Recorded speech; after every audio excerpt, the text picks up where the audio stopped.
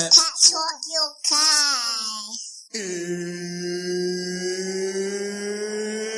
It's time! Everyone talk good game, but it don't really faze me. The man that ain't mad like Max, the boy not murky like Ace B. And them gal walk the slide on the back bar, like a baby.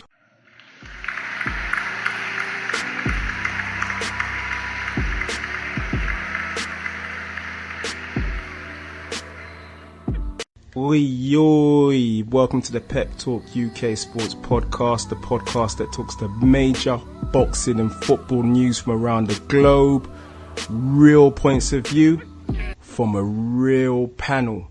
Hashtag real talk on Pep Talk. Don't forget to subscribe to Pep Talk UK on iTunes and YouTube. Please like, share and comment. I'm your host today, Frankie B, and I'm joined by a special panel today. Firstly, I'd like to welcome back from the capital city of France, Paris, Pascal. How are ya?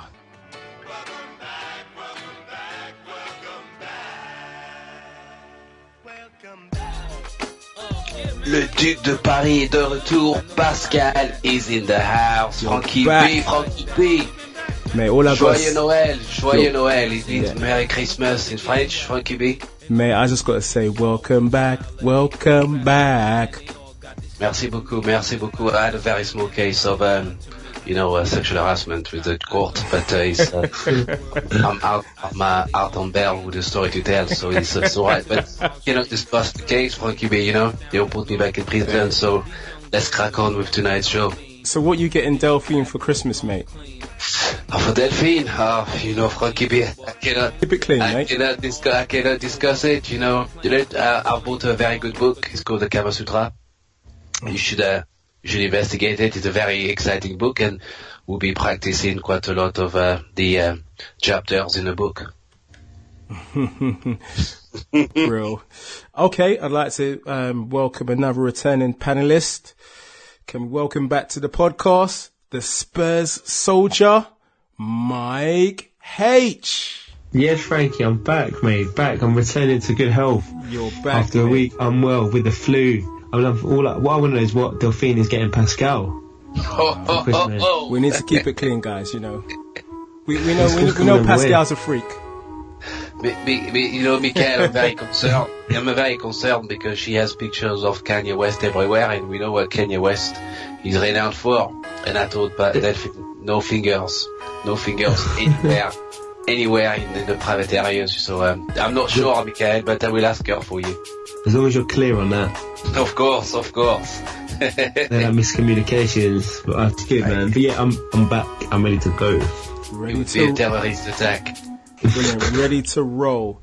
Finally, can we welcome for the first time an experienced Muay Thai instructor, crew, Stan Diamond Prescott. How you doing, Stan? Fine. How are you guys? I'm all good. Are you Irie? Yeah, Irie, yeah. Hey, I want you to do the whole podcast in patois, innit? Me? All your answers have got to be in patois, bruv. Garçon, pas qu'à parler. Yo, Stan. So, Stan, you want to tell us a bit about yourself and your teaching of Muay Thai? Yeah, well, I started off doing boxing, yeah. I actually got introduced to boxing by a guy who became former British and European champion, a guy named Terry Dunstan. You know what I mean? And at the same time I was doing the boxing, I've been doing the Muay Thai. And I've trained under some very good trainers. I spent a lot of time in Thailand, been going up and down Thailand since the year 2000. Up until the last time I was there was actually last year, 2015, February, March, So from being a former fighter, former professional boxer, former Thai fighter, retired, and I decided to pass on the knowledge that I've learned over all these years and started teaching. So I've been teaching for about 10, 11 years, something like that. Teaching quite a while now, And I teach a very traditional style of Muay Thai called the Myanmar Tiger system. Learned by the monk from the Golden Horse Temple in northern Thailand, Chiang Rai, called Dupa, and I'm just holding it up, man. You sound like a Mr. Miyagi type of guy. Well, you know what? when you start doing this stuff and you've been doing it for a long time, you do actually turn kind of like you become like a bit of a monk. You know what I mean? Because, the first stage you go through is learning how to defend yourself and, I suppose, fight. Then afterwards, because you know what you're doing, you become a more humble type person, and you intend more to take up more the esoteric sides of things. So right about now, my main focus now is mainly on healing people with injuries and stuff like that. They come to me for treatment, so I've been doing a lot of that more lately as well. Brilliant. Stan, you want to shout out your social media? Are you on Twitter, Facebook, Instagram? Well, on Facebook, we got our page, Sing To Tong Muay Thai, or you could catch me on my page, which is Stan Diamond Prescott. We're on Instagram, Sing To Tong Muay Thai, or again, you can catch me on there as Stan Prescott as well, where you'll find all the information about me, and if you want to contact me, you can contact me on there as well. Now it's time for some real talk on Pep Talk. Let's go! So we're going to start with the boxing news. Bernard Hopkins had his last hurrah against Joe Smith Jr., where sadly Hopkins was punched out of the ring and failed to make it back in time. Pascal, how sad was it to see the demise of a legend, B-Hop? Very, very sad, Bernard Hopkins. In my eyes, Frankie B will always be a legend of the sport. Him and Archie Moore are probably the best, middleweight boxers that ever graced the sport. And it's unfortunate for Hopkins to have lost, in that manner. He was trying to do a last hurrah, but, Frankie B, I'm a bit disappointed by that because, Hopkins should have really bowed out gracefully when he was at the age of 49. There was no real opportunity or requirement for him to go for another title, Smith Jr. is a very good fighter, and I think he's proven himself to be, a redoubtable force in the middleweight division, in the light heavyweight division. And it's going to be very interesting to see how this young man is going to fare. After beating Hopkins, and he also needs to shoulder some good responsibility because he'll now be expected to go from strength to strength and to fight better fighters. They're already tipping him to fight Stevenson, Adonis Stevenson, and a number of opponents in light heavyweight division. So it'll be interesting to see where Smith goes from there. But it's a shame for Bernard because Bernard is a good ambassador of the sport. He's the type of boxer that always lived the life of a boxer. And he had also a very interesting life. Boxing, remarkably changed his life. He's a wonderful man from this very tough street of Philadelphia for the stint in prison. And for him to become the, world champion after spending a long time in prison, it's definitely credit to a man that has self-determination and has accomplished so much in the sport. Do you think B-Hop should have just played Father Christmas to his grandkids? Well, I think Bernard should have had an exhibition fight as a farewell fight. We would have preferred to see him at least finish 12 rounds than to be knocked out in the manner that he did. He's very lucky, let's be honest, Frankie B, because it could have been probably the end of his life. The way that he went through the ropes, he could have broken his neck, and what for? Just to prove to himself that he can still fight at the age of 50. It's a bit ridiculous. I think, there's a time in any man's life that we have to accept that further time is going to catch up with all of us. And when it's time to hang the gloves, Hopkins should have done that to me in the last fight against Kovalev. Should have been the last fight for me, Should have gracefully given the baton to Kovalev as the new champion.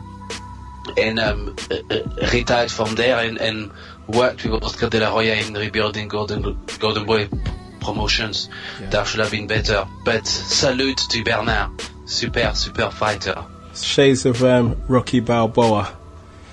Now, Stan, how will Bernard Hopkins be remembered to boxing fans around the world? Well, I hope that people will still remember Bernard Hopkins as one of the greatest fighters that ever lived and ever done boxing. Because let's face it, this man was in his prime. He was middleweight, pound for pound, the best in the world. You know, we've had some magical moments with Bernard Hopkins, and I agree with Pascal, to see him go out like that. You know, it's not very nice. But you know, what I would like to just say to all Bernard Hopkins fans is, remember the good days you had with Bernard, yeah? Because, you know, every man has bad days. Every man has bad decisions. Don't crucify a man's whole career for one or two or a few bad decisions he's made. Look at all the good he's done, and let's compare him on that. You know, but me personally, I'm glad to see him come out of the game. I hope he doesn't fight again, because he's got nothing to prove. He's got nothing to gain, you know, and he should just look after his grandkids now, or just be a good father, a good grandfather. Get some kids, train them up, which he's basically doing, you know, and concentrate on the promotions. But other than that, he doesn't really need to fight again. He shouldn't. For his health reasons, he shouldn't do it. Just staying with you, Stan, I think Hopkins could probably make a good trainer. Well, Hopkins, he can make a brilliant trainer, because he's got so much experience and he's been there at the top level. He knows what it takes, you know. He ain't one of these guys that's done a weekend course and say, yeah, I'm a boxer. You know what I mean? Which there is so much of this exploitation of the arts nowadays. You got guys who's doing weekend courses and training for a couple of months and calling themselves professional trainers, calling themselves, you know, I've learned how to throw a proper jab, now I can go and teach people. That's not the case. You know what I mean? And guys like Bernard Hopkins, they've been there, they've done that, they've been trained by some of the best trainers in the game. And it would actually be a shame if he didn't become a trainer to pass on that knowledge. You know what I mean? Because he's got the ability to produce some very good fighters, you know, and I'm sure there's youngsters out there that are hungry and would love to learn from the great Bernard Hopkins. You don't win so much fights like how he done and dominate the middleweight division like he did if you don't know what to do. And in terms of like Muay Thai, talked about a lot of trainers that are not paying their dues, you know, that are falsely teaching students the art of Muay Thai. Whoa, to be honest with you, yeah, Muay Thai it's not in a very good place at the moment. It should be better, because I will say in some ways the art has declined in the last 10 years, you know, because there's a lot of guys out there nowadays. A guy, he'll go to a class, he'll learn a few techniques, hold the pads, yeah, and tense shout up out like guys, hey ho, and think that he's a great trainer. He should be Santa Claus, man. Stan, how do you make the grade as a trainer? Well, to be a trainer, man, you got to pay your dues. But I mean, isn't there like a formal set structure? Well, it depends on which federation you're with. And that's the thing about this game. It's not monitored like boxing. It's similar to MMA. There's so much different federations. You can have 20 middleweight champions in Muay Thai fighting for different federations with different belts.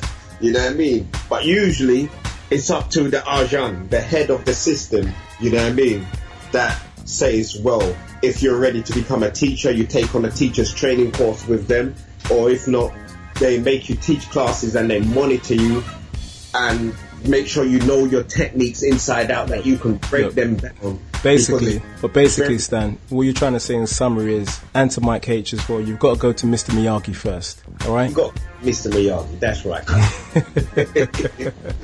You got to go to the man. I mean, look, I'm going through a little case at the moment, yeah, where I'm trying to crack down. I've got 3 great teachers out there, you know what I mean? One named Justin, Chanel, one named Cliff. Now, they've started a class in Stonebridge, yeah? So they got a guy there that's been coming to the class for 8 months. And last week, I see posters of this guy. This guy's doing flyers. And he's selling himself as a Muay Thai instructor. He's I find out he's teaching classes in Royal Park. Yeah, right. He's doing one-to-one lessons. He's teaching a class of students. He's doing something called Muay Thai boxercise, which I've never heard of. Yeah. He's talking about training people on fight conditioning. Now, this guy can't throw a proper roundhouse kick. How could you teach someone how to do that? How could you train someone to be a fighter and you've never trained for a fight yourself? How does that work? Good point. Now moving on, the breaking news last weekend was the official announcement that Triple G will put up his WBC, WBA and IBF titles on the line against Daniel Jacobs. No relation to Jacob the Julia, by the way. Pascal, is this a genuine challenger for Triple G's throne? Well, I think this particular fight, Frankie B, it's a bit of first and foremost, Daniel Jacobs is a proper middleweight. It's not going to be the case of, getting Kell Brook to move up a couple of weight divisions like he happened last time, so this will be a proper fight. And, Jacobs is a good fighter, he's got good pedigree and he's a genuine middleweight. And I think, some of the criticism has finally reached Triple G, that he ought to be fighting people in his weight division and not, fighting welterweights or calling out welterweights. So we are looking forward to that fight, in 2017. It will be a bit of a test for Triple G because, there's still very much some doubt about his ability to be called a great. Yes, he's got a very good record and he's unbeaten, but when you look at some of the fighters that he's beaten in his resume, some of the names are a bit dubious, and we cannot really say that there've been some notable fighters and notable champions. I'm still very much keen on him fighting Billy Joe Saunders. I think Saunders and Triple G will be a very good fight, but Jacobs is still very much a step in the right direction. And Jacobs, he also comes with very good amateur background and professional fighting career, and I think it's time for Triple G to now step up and to be seen in notable fights, and we want to see Triple G go at least 7, 8, 9 rounds, with better quality opposition. So I think it's a very good matchup. I'm excited to watch the fight, and I think Jacobs has an opportunity to trouble Triple G, especially if he uses the uppercut. We saw in the Kell Brook fight that the uppercut seemed to be, a weapon that seems to trouble Triple G. The only problem is Kell Brook was a welterweight, moving up 2 weight divisions. But if the training camp, Daniel Jacobs can, revisit some of the successes that Kell Brook had during the fight, I think the uppercut will be very much a weapon that I will expect Daniel Jacobs to use during the fight. But at the same time, Triple G is also very good at cutting the ring, very good at breaking down his opposition, and he's also very, very good, punching power. But it's a good, interesting matchup, and I'll be very keen to watch it. Yes. Now, Stan, does Daniel Jacobs have enough in his locker? Well, you know what? I'll be honest with you, yeah. I think it's going to be an interesting fight, but the only thing I'm a bit scared about for Jacobs is I don't think Jacobs has got a great chin. That fight he had with that guy Sergio, what's his name again? Mora, I think his name was.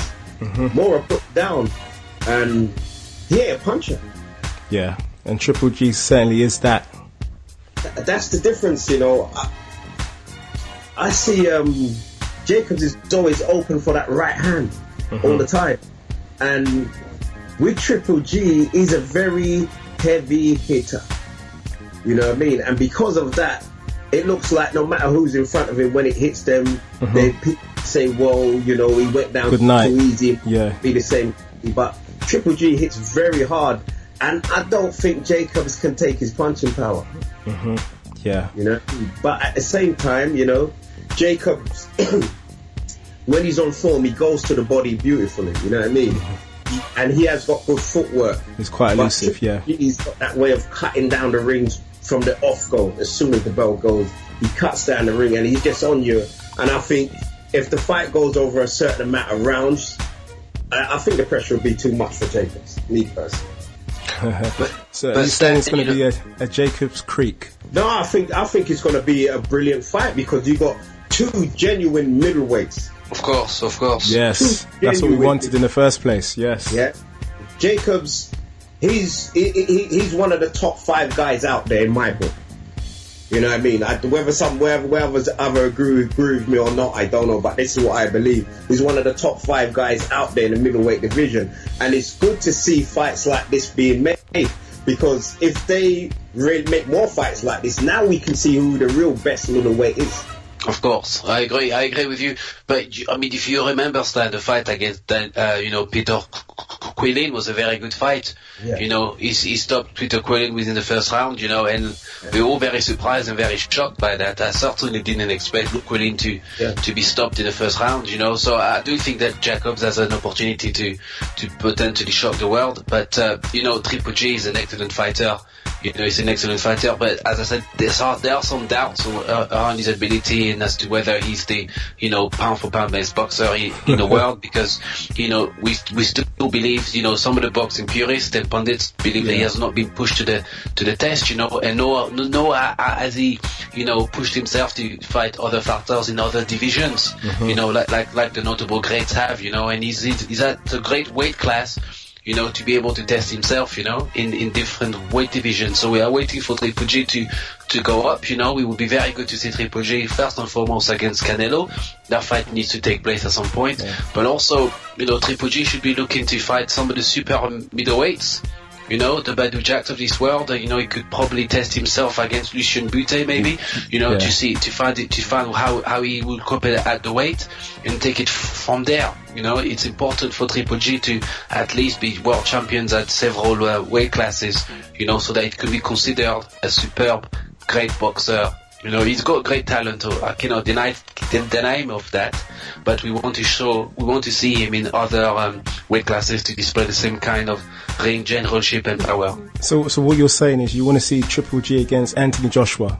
Oh, well, I mean, that's a bit too far-fetched, but, you know, the great Roy Jones, you know, achieved that. You know, he was a middleweight champion, and he was also a heavyweight champion, you know, so it is possible, but I don't believe that Triple G has those kind of ambitions. You'll have to eat a lot of hard food promotions. You'll have to eat a lot of hard food, rice and peas and dumplings. Of course. Get up that weight.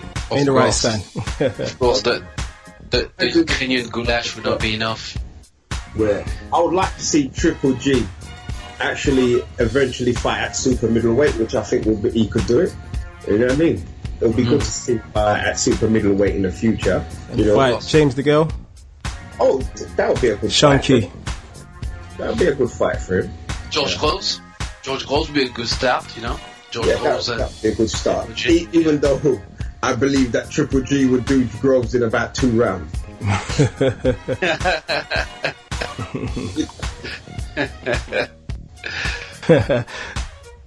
Being nice. I'm being nice here, man. 2 rounds. Yeah, I could have said 1, but I gave him 2. It's Christmas, isn't it? Oh, George. Right, guys, now Povetkin versus Stavern was called off because Povetkin yet again failed a drug test. Now, Pascal, that's now twice in a year that Povetkin has failed a drugs test. Is it purely coincidental, or is there something we can read into this? There's no such things as coincidence, you know, when it comes to Russian athletes. I mean, weren't the Russian athletes also banned from the Olympics, you know, and from the World Championships? I mean, it seems to be they have a very interesting approach to sport, and it's win at all costs, you know, but, you know, it's got to be fair, you know, the VAD testing is there for a reason. It's trying to clean the sport of boxing, you know. I mean, it makes you think, you know, Frankie B and the rest of the panelists, you know, before the stringent steroid tests were taking place, you know, how many of our favorite boxers could have potentially been on steroids? We've got no idea. You know, boxing has been going on for a very long time, and, you know, who's to say, for instance, that Ali was on steroids or Mike Tyson or any of these on these fighters is quite concerning, and particularly for Povetkin. For me, he appears to be, you know, the Povetkin camp, and the boxer himself has total disregard to the sport. You know, he's not interested in the safety of the sport. He's just interested in winning at all cost. And, you know, as far as I'm concerned, there should be an instant ban, you know, for those boxers who are found, you know, guilty of using steroids and any form of drugs. If it's unintentional, I think the boxing license should be revoked, and they should put a case together to be given a boxing license. But for a person like Povetkin, who's the second time that's happened to him, I think he should consider, you know, going down to the job center and doing some other kind of job, because boxing is a very dangerous sport. You know, we've already established this, you know, that boxing is very dangerous. When Brown and Briggs was announced, we were all very excited, and Brown was found yet again, you know, committing an act of steroids use and abuse. I think is completely unacceptable, Frankie B. And if I were the boxing sanctioning bodies, I would certainly want to make an example of cheaters in the sport. Clean the sport of boxing with, you know, and get rid of all the cheaters and allow better boxers, giving them the opportunity to come in and to challenge for the world titles. We want to see clean fights and clean boxers, not a contaminated sport. Stan, I know you used to compete as a pro in kickboxing. Have you ever tested positive for yam and banana? Well, I tested positive for having, you know, yam, banana and dumpling soup. And red pea soup. And mutton soup. Red pea soup. Well, not the mutton thing, because I've always been a meat-free man from day one, you know. But like, you know, as Pascal said, I think the drug thing where fighters are taking these drugs nowadays, it's very sad for the sport. It's very sad because, like, imagine this guy now, you know, he had the world title fight, he had the title fight, he won. You know, he beat the other guy to a pulp. Now, who won the fight, him or the drug? Yes, that's a good point. Yeah. You know, who won the fight, him or the drug? But I mean, like, in the past, there have been certain fighters that have been banned for testing positive for substances. Like Shannon Briggs, he got a ban one time. Back in the old days, he got banned for testing positive to a steroid, you know. That was before Let's Go Champ. Yeah, that was before Let's Go Champ. You know what I mean? Now he's clean, he can do Let's Go Champ, you know what I mean? I mean, even Dylan White got banned at one time for an illegal substance. He got banned for 2 years, didn't he? Yeah. You know?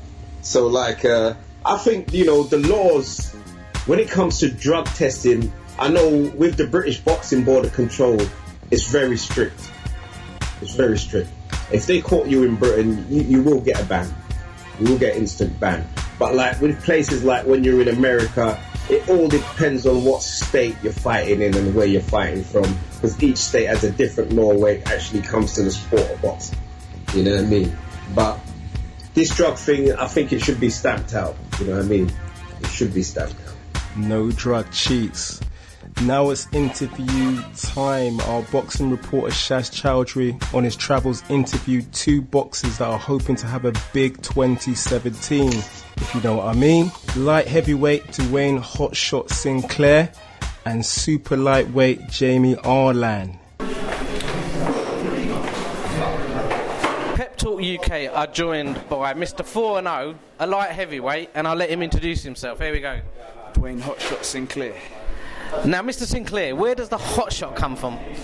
Do you know, it's a mixture, because when I was amateur boxing, I used to come straight from work, so I was always dressed in suits and so forth. So people thought that was like a purpose thing, thinking, because everyone else is in sportswear and I used to come in suits. He's dressed like a hot shot. Then one of the papers, I think it was a local paper, had actually written hot shots because I was throwing combinations, and then from then it's just stuck. 2016's been good to you. You're undefeated, you're 4-0, you're building a bit of reputation for yourself.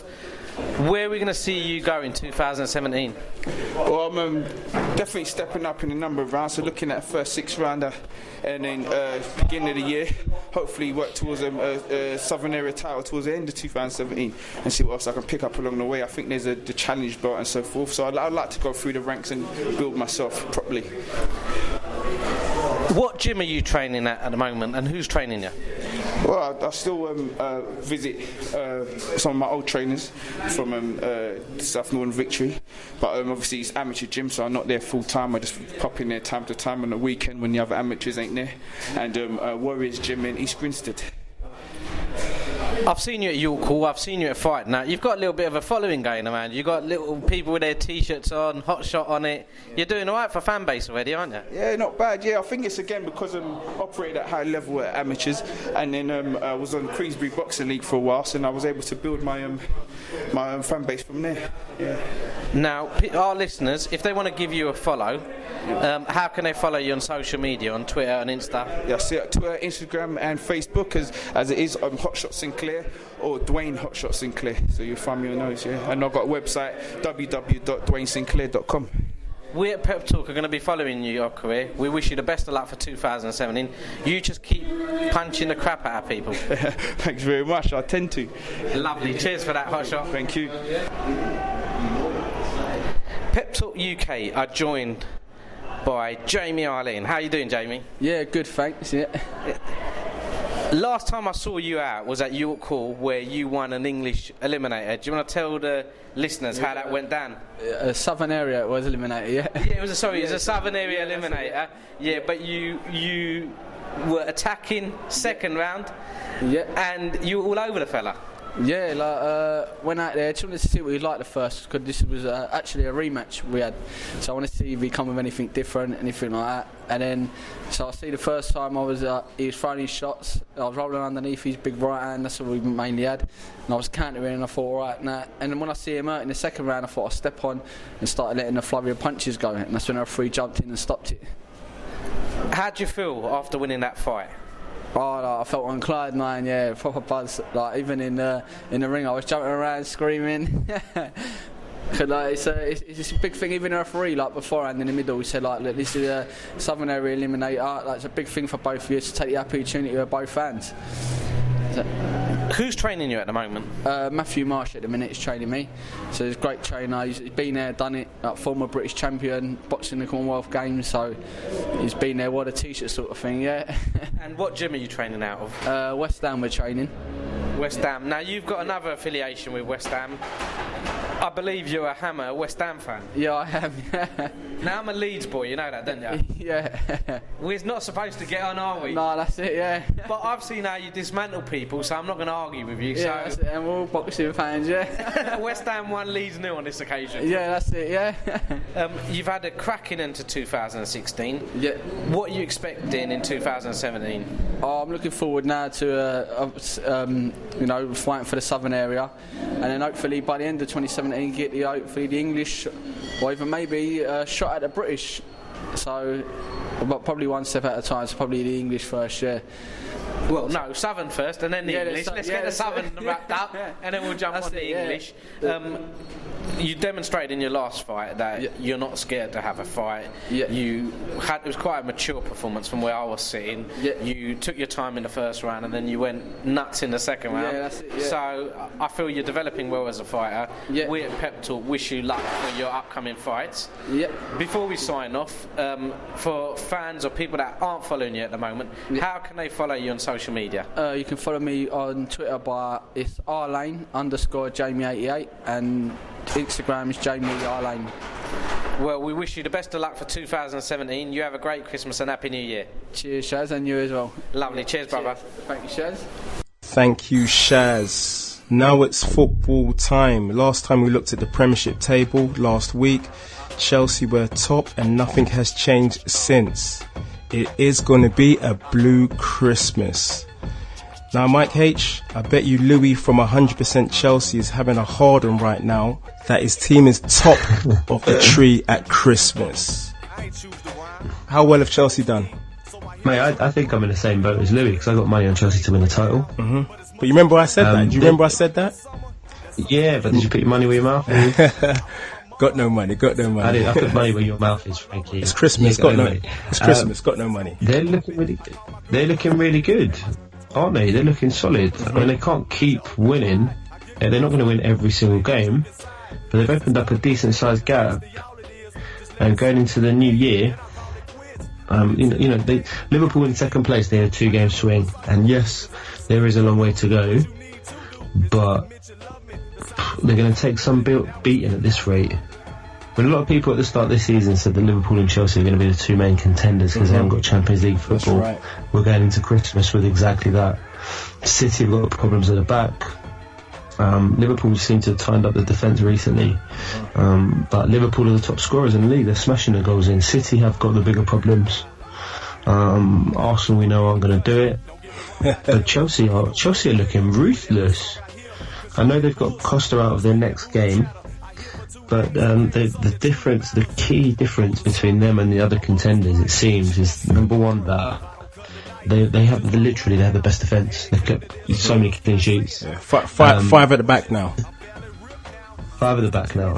But they've got they have the highest clean sheet percentage in the Premier League by a long stretch. If you care to know the stats, Chelsea to date keep a clean sheet in 59% of their games. So nearly 2/3 of their games, they keep a clean sheet.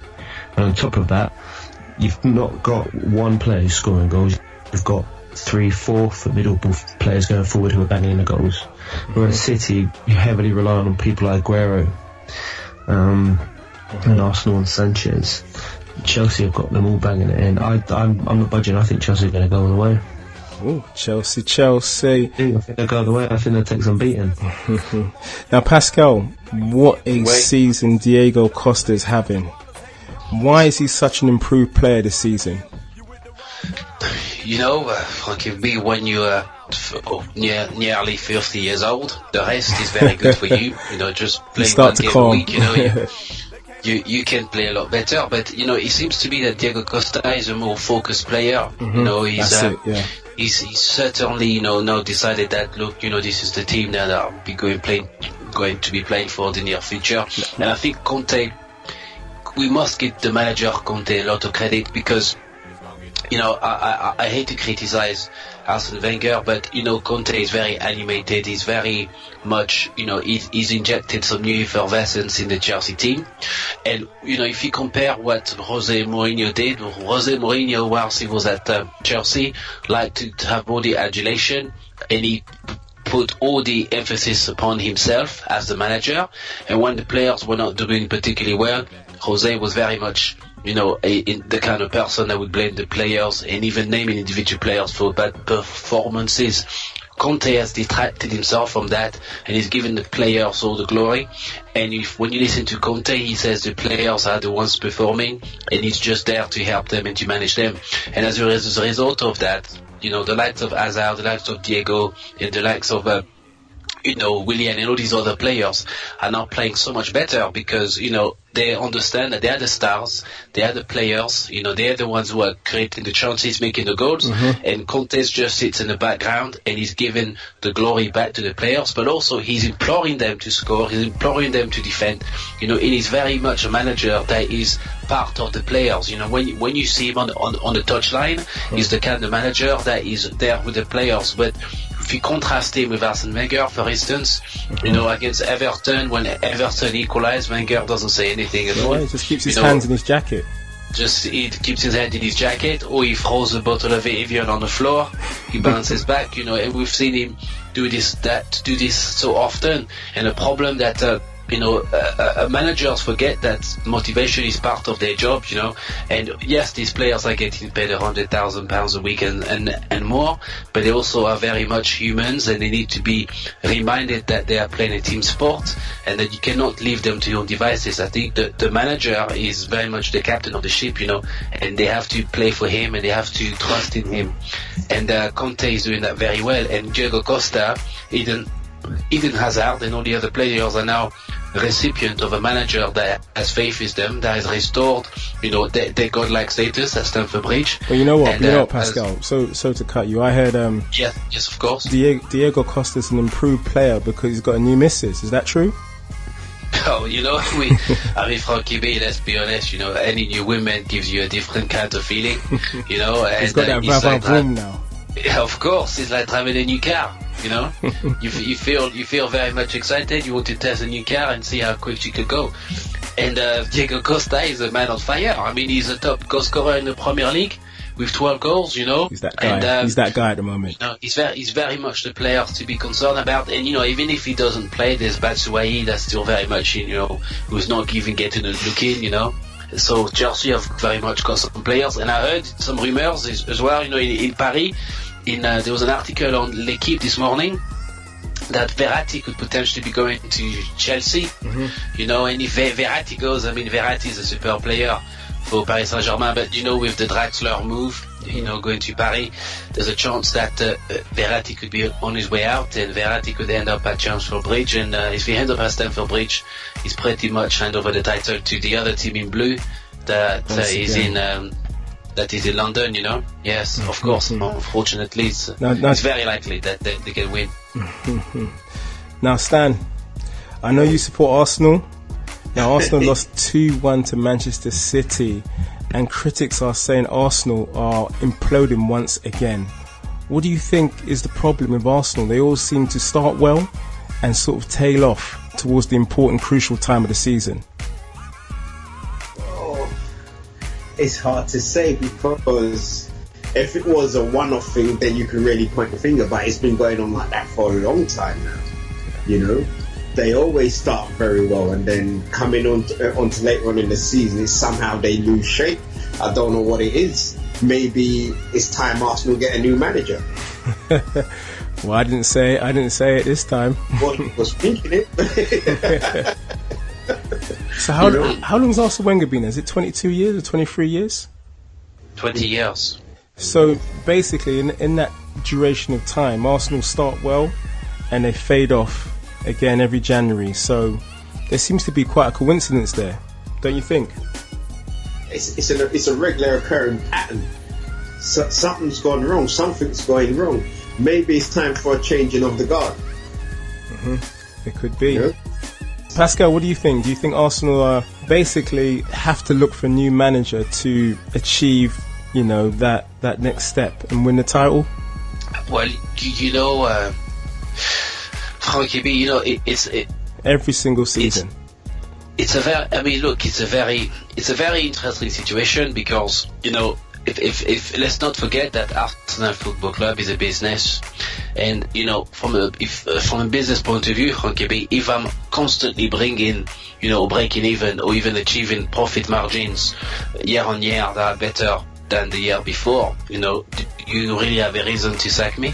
If I'm bringing in the money, bringing in the revenue, you know, there's a couple of decisions that need to be made, and I think it is quite clear that the Arsenal board are not football fans. The Arsenal board are not Arsenal fans. The Arsenal board are just simply businessmen who would like to see a balance sheet performing well year on year. They like to see dividends being paid regularly year on year, and that's pretty much what Arsenal Football Club and the people running the club are interested in. You know, they're not interested in the glory of the sport. They're not interested in the glory of the game and winning the trophies.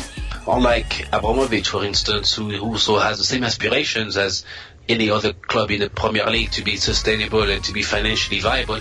At the same time, he's very much a football fan, and he would do anything possible within his power to make sure that Chelsea are not left behind, and that Chelsea can become, you know, a Champions League winning team or a Premier League winning team. And that's the fundamental difference that we have. Manchester United, Liverpool, pretty much the same, you know, clubs. They have a desire to win something and win trophies, and they will stop at no end to get the managers to actually bring them the glory. The problem we have at Arsenal is that created our own niche where top four suffices, and if we can finish top four for the next 100 years and play the Champions League for the next 100 years, it's very much, you know, it would not be a problem for Arsenal Football Club, because they'll be receiving an income every year, and let's not face it, people still want to go and see Arsenal play despite their you know, their underperformance. So unfortunately, Frankie, we're gonna have to reside to that kind of you know, to those kind of performances. I mean, let's be honest, if Arsene Wenger goes, do you honestly believe that Arsenal are the kind of club to go and buy you know, fantastic manager, pay over the odds for the manager to try and get them to win the league? Would you expect Arsenal to give a war chest of 250,000 million to go and buy all the players in the world? I mean, it's not going to happen. It's not going to happen, I'm afraid. You know, the Arsenal model doesn't allow for that kind of expenditure. So we just have to reside, and we just have to support the team and enjoy the, you know, the occasional winning games that we'll have, you know, and that's it. Well, moving on. Mike H. Now, Liverpool, they did something Arsenal failed to do last week, and that was beat Everton in the dying moments at Goodison. Now, what do Liverpool have this season that Arsenal don't? Fewer games. Good answer. Fewer games. They've got, like, Jurgen Klopp has had that bit of time that he needed to mould his squad. Going forward to the fiercest team in the Premier League. Yeah. They've sort of tightened up the defence a little bit in recent games, and they are on it. They are just on it. They've got the right mentality. We thought they would miss Coutinho. They drew the first 2 games without him. He'll be back soon, by the end of the month, I think. But you know, they got the important win against Everton. They could have well drawn that one. So if you look at it, they probably got one of the best attacks. You've got Sturridge, yeah, for sure. You've got Origi, you've got Coutinho, you've got Mane, who's been sensational. My gosh. Yep. They've got a lot of firepower. And they might well be there come the end of the season. Yeah. It's going to be difficult because there's 4 top spots, and realistically there's 6 teams going for them. Two teams have got to miss out. And I'm sorry to say it, but I think Arsenal might miss out. Wow. It's a tight one. It's probably going to be tighter this year than it's been in many years. Yeah. I think, you know, after the Christmas games and the festive period's over, I think we'll start to see how things are going to unfold. You know, the games are coming thick and fast now, and we'll see, you know, where Arsenal are, we'll see where Liverpool are, we'll see if Chelsea will remain unbeaten, and we'll see whether Manchester City can kind of claw back Chelsea. So there's a lot of points to play for. It's at the halfway stage of the season now, so let's wait and see. And the window opens. The transfer window opens. City have got that Jesus guy coming from Brazil. Chelsea are looking to strengthen, especially if Oscar goes to China for 60 million. 60 million? I don't know what Arsenal do. Yeah, that's the talk. I hear we're talking to Draxler, Arsenal. Yeah, but the problem that Arsenal have got is that they do not pay the top wages. Ozil and Sanchez want to have wages matched with Paul Pogba. The guy's on 290 grand a week. You guys do not pay that money. That's the trouble you're going to have when teams like Man United, City and Chelsea can pay more money than you, or are willing to pay more money than you guys. How do you attract these players? How do you do it? That's very true. Very true. I mean, would you be willing to give Ozil like £100,000 a week extra? Has he done anything to justify it? On the basis of Sunday, I would say no in French. I just don't think he has, Frank. I agree with you. I don't think he has. Sanchez is a supreme world-class player. He deserves the money. Real talk. Real talk on Pep Talk. But how can you pay these guys the money? You're not going to do it. Plus, what do you need? What do Arsenal need? I think Arsenal need a left-sided player, because I think Chamberlain and Iwobi, as much as they're good players, I just don't think they're world class. And I think if Arsenal get Draxler on the left side, I think that's going to help enhance Arsenal's attack, and they'll score more goals for sure. Wenger seems to have a lot of faith in Iwobi. I don't know if he's been hitting the heights. Let's move on to your team, Spurs. Now you've basically gone out of the Champions League, and since then, surprise, surprise, results have picked up. Yep, and Harry Kane is back and fully fit, and it's no shame in saying that we miss him. We rely on him massively. How does your song go? Harry Kane, you need to get Rufio back on the pod. Here, sing it. I'm going to the Spurs Chelsea game with him on the 4th of Jan. That's a huge game.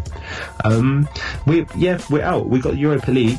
They're selling tickets at £5 for the Europa League. Yeah, they are. £5 for the home game. Yeah, so you can go, Frankie. You for a tenner, you and Pascal can go. I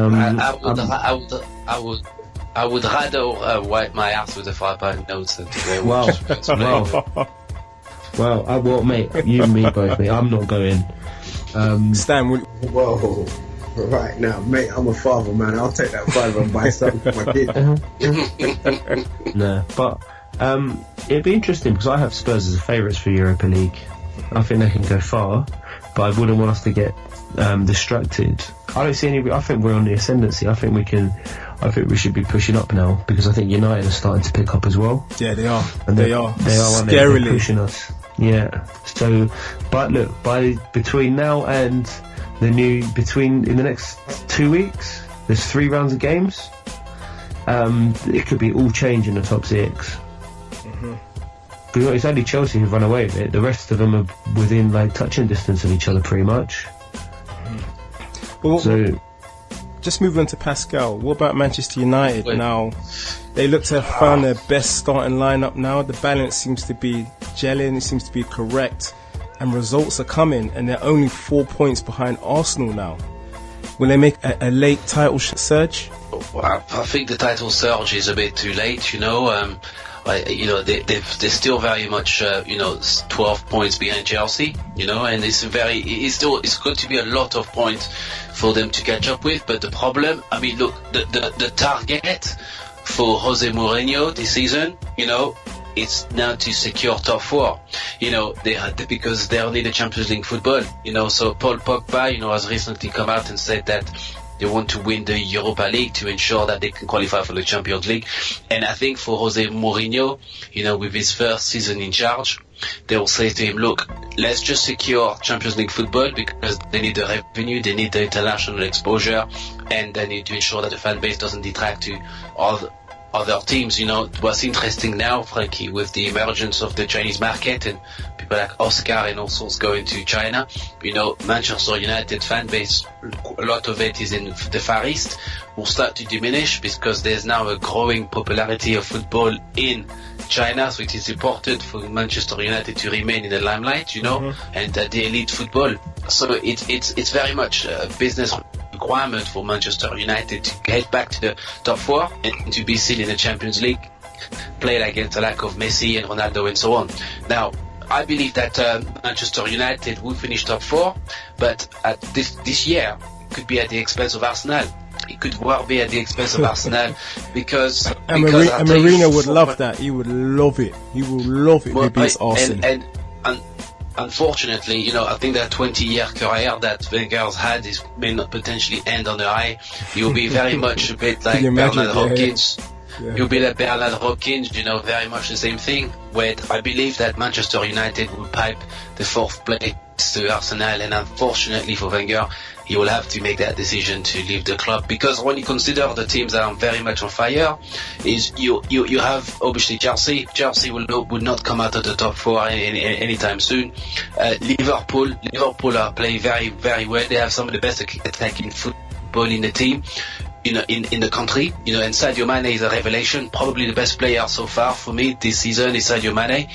He's absolutely big revelation. And of course, you've got Manchester City, Pep Guardiola still struggling with understanding the Premier League, but for sure that he'll be buying players in January to make sure that they're competing to the very end. So we now have 3 teams which we believe will not come out of the top 4. Liverpool don't have any international commitments or European commitments apart from the League Cup and other cups. Liverpool can actually manage that kind of schedule towards the end of the season. So we now have the top 4, and the top 4, the battle will be between Arsenal, Spurs and Manchester United. And unfortunately for Arsenal will not necessarily have the fuel that is required to finish top 4 this season. This is a year, unfortunately, that Arsenal come out the top 4. As sad as it sounds, with the players that they have, unfortunately, the last 2 games, Frankie B has made it very clear that Arsenal have gone first, scored the first goals, should control the game, and instead they bottle it and they allow the opposition team to bully them into losing the game. And unfortunately, that will be the story for us. And we'll remember those 2 games at the end of the season, because it could well be 6 points that separates 4th and 5th place. So I think Pascal's absolutely right. I think it's going to be very tight for the 4th spot. And last season it was tight. At the end of the season it was very tight points-wise, and I think it's going to be the same this season. There won't be much in it. And there's no reason, no one deserves a top 4. Do you know what I mean? There's no reason why Arsenal should finish 4th or 6th. It's whoever deserves it. So see, I'm with Frankie Pascal on that one. Yeah. And whoever holds the lead will finish in the top 4. Alright guys, that's our time. I'd like to thank Pascal, I'd like to thank Mike H, I'd like to thank Stan. Join us again for another Pep Talk UK podcast. Thank you. Pep Talk UK.